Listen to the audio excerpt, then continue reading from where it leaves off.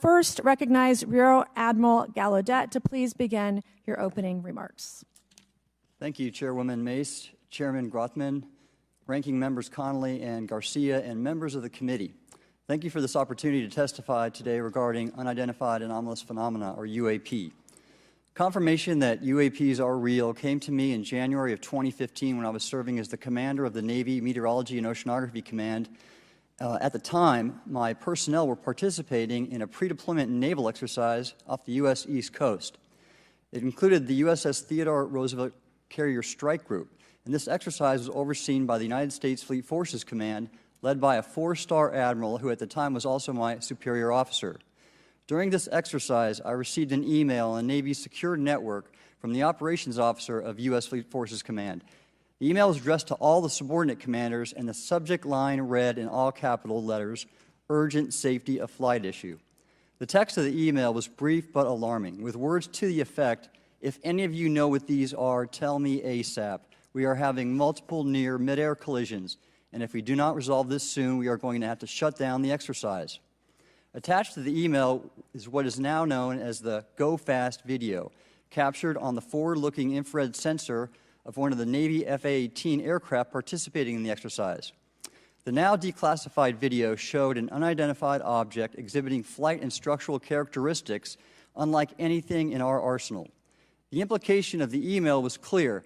The author was asking whether any of the recipients were aware of classified technology demonstrations that could explain these objects.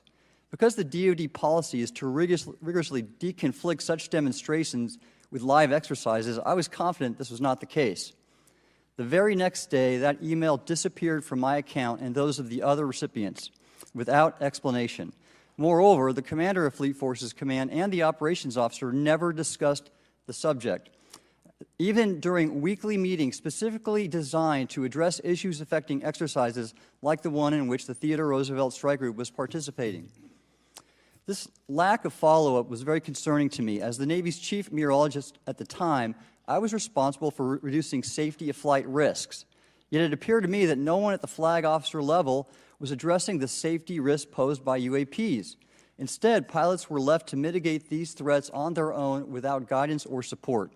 I concluded that the UAP information must have been classified within a special access program managed by an intelligence agency.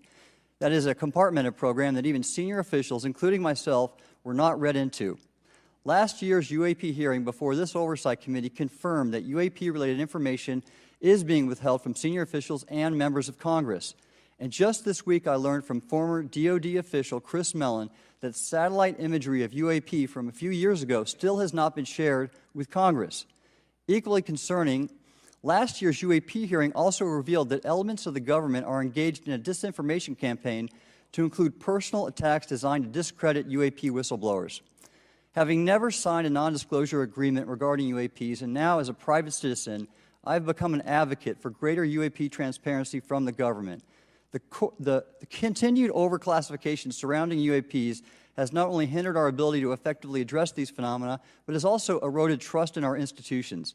While I applaud previous bipartisan legislation passed by Congress concerning UAPs, a more comprehensive approach is needed to address the broader implication of UAP on public safety and national security, as well as the socioeconomic opportunities that open UAP research could unlock. Therefore, I recommend Congress take the following action, which I believe will receive bipartisan support. First, establish robust oversight of the executive branch's management of UAP information by directing key officials, beginning with the director of the DoD's All-Domain Anomaly Resolution Office, to provide comprehensive briefings on what the government knows about UAP and does not know. Two, enact the provisions of the UAP Disclosure Act that establish a UAP Records Review Board to ensure independent oversight, transparency, and accountability in the government's handling of UAP information. And three, strengthen the UAP Disclosure Act and future reauthorizations with provisions that mandate a whole-of-government approach to addressing UAP. In closing, I will share my personal reasons for speaking out on this topic. First, as a former science agency leader, having led the National Oceanic and Atmospheric Administration, I've always sought the truth in human knowledge and thought. Now that we know UAP are interacting with humanity, and these include unidentified submerged objects in the ocean, we should not turn a blind eye, but instead boldly face this new reality and learn from it. Additionally, at a time when leaders in government leave much to be desired, I feel obligated to show moral leadership on this issue of UAP disclosure by validating the credibility of the courageous men and women who have come out as witnesses and whistleblowers to expose the truth. My speaking out has encouraged others to do the same, and it's my hope over time that a number of your constituents will want to know the truth and about UAP, and this number will increase to such an extent that the congressional action I have just recommended will become inevitable. Thank you, and I look forward to your questions. Thank you. I will now recognize Mr. Elizondo for his opening statement. Greetings, Chairwoman Mace, Chairman Grothman, Ranking Members Connolly and Garcia, and members of the committee. It is my honor and privilege to testify before you on the issue of unidentified anomalous phenomenon, formerly known as UFOs. On behalf of our brave men and women in uniform and across the intelligence community, as well as my fellow Americans who have awaited this day, thank you for your leadership on this important matter. Let me be clear. UAP are real. Advanced technologies not made by our government or any other government are monitoring sensitive military installations around the globe. Furthermore, the U.S. is in possession of UAP technologies, as are some of our adversaries. I believe we are in the midst of a multi-decade secretive arms race, one funded by misallocated taxpayer dollars and hidden from our elected representatives and oversight bodies. For many years, I was entrusted with protecting some of our nation's most sensitive programs. In my last position, I managed a special access program on behalf of the White House and the National Security Council. As such, I appreciate the need to protect certain sensitive intelligence and military information. I consider my oath to protect secrets as sacred, and I will always put the safety of the American people first. With that said, I also understand the consequences of excessive secrecy and stovepiping. Nowhere was this more apparent than in the aftermath of 9/11, which many of us remember all too well.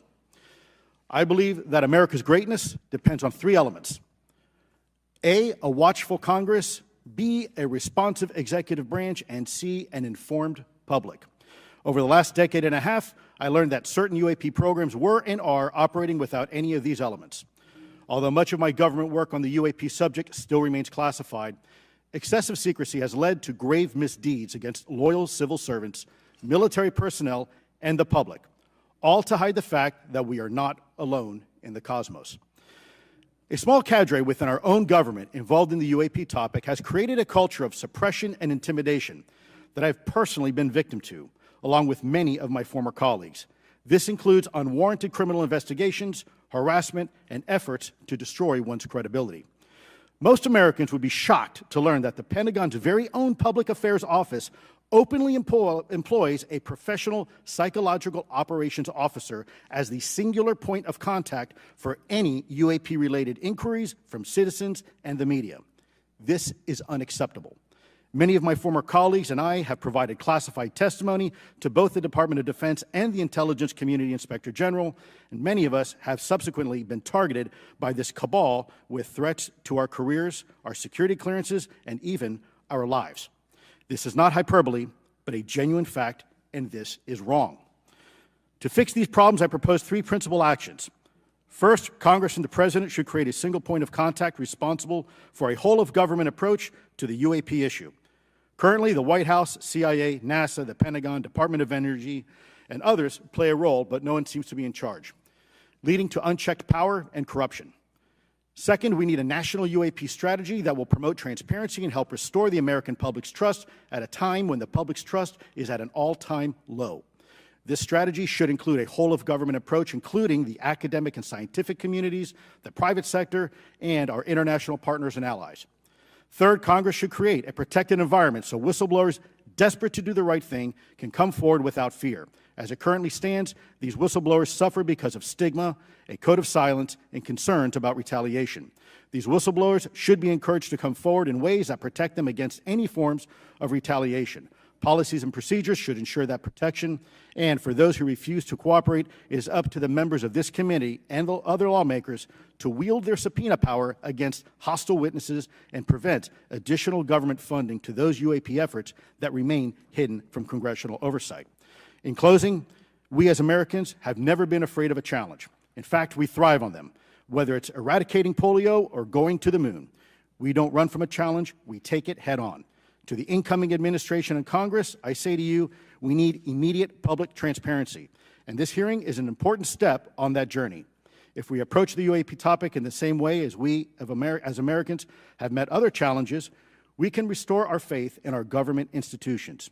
Together, we can usher in a new era of accountable government and scientific discovery.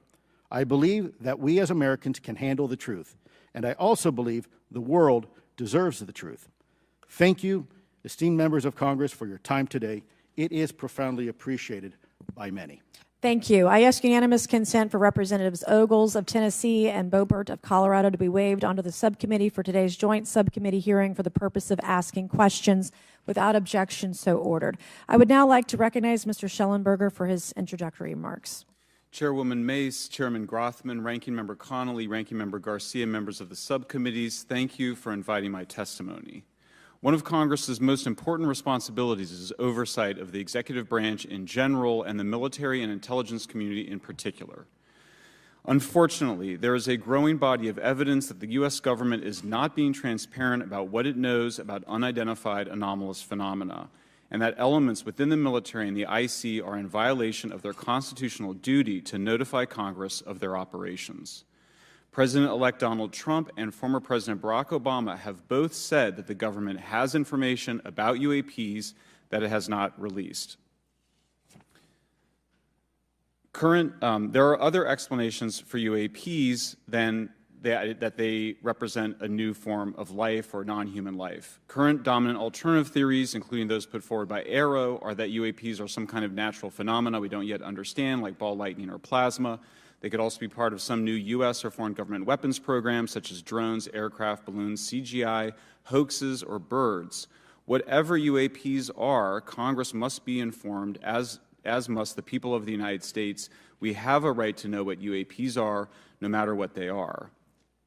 However, we now have existing and former U.S. government officials who have told Congress that AARO and the Pentagon have broken the law by not revealing a significant body of information about UAPs, including military intelligence databases that have evidence of their existence as physical craft.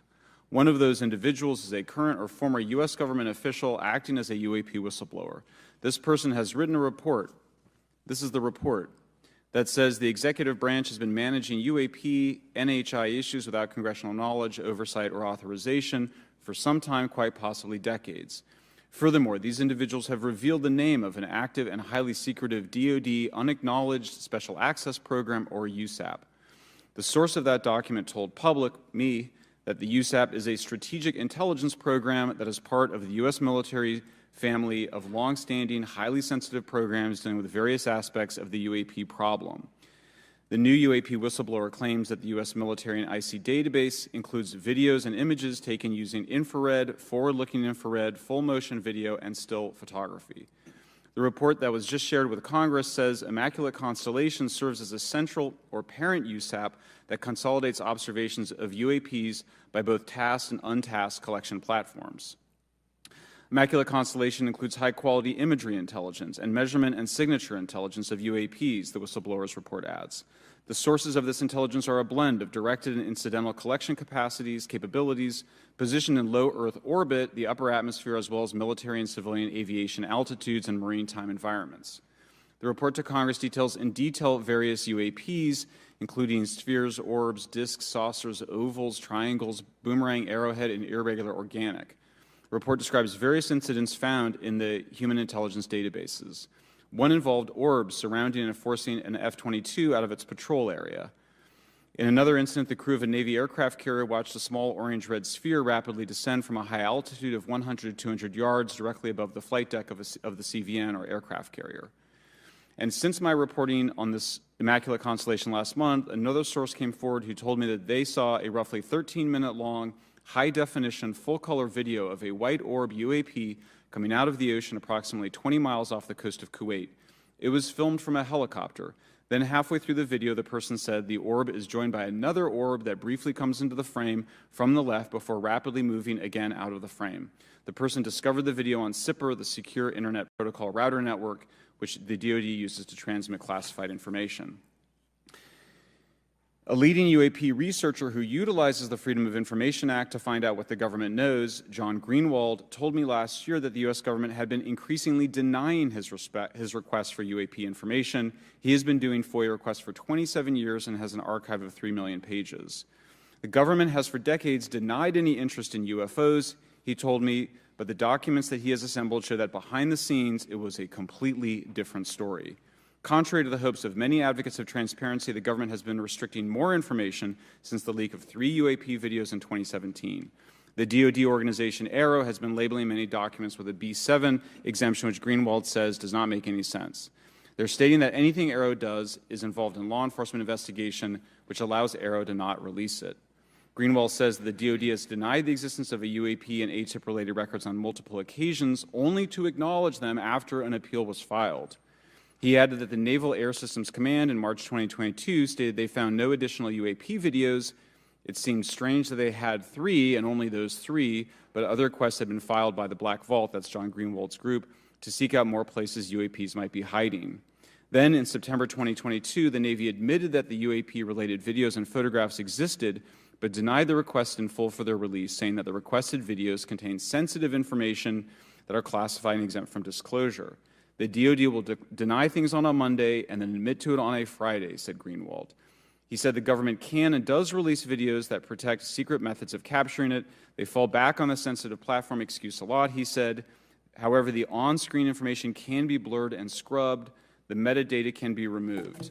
I'll show you this example here. This is a presentation from the UATP task force.